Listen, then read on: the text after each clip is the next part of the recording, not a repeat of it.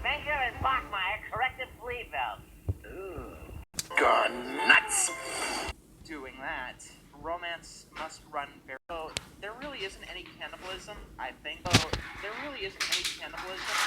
Since people put chocolate inside. Yeah.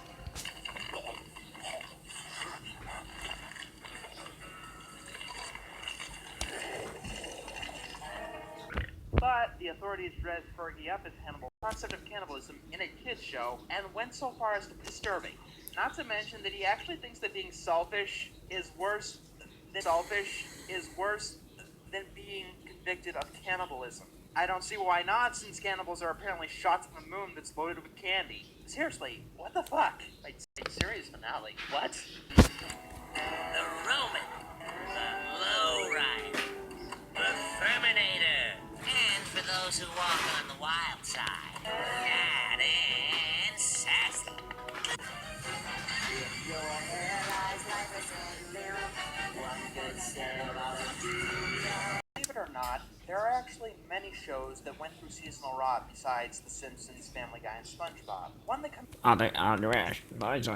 is Dexter's Lab. After it was arbitrarily extended past its prime, it was given a new art horrifying, grotesque way. An anime-style villain kidnaps a dog creature,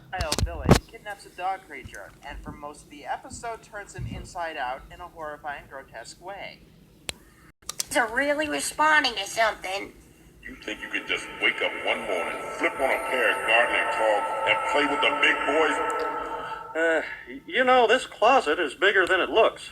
Mind if I sit in and help a bit? At first, it's not so bad, but his agony came on. With something, but it just makes it better? Yeah, dude, Wabi Sabi. Right, that. It's like that model with the wart on her face. Isn't she pretty?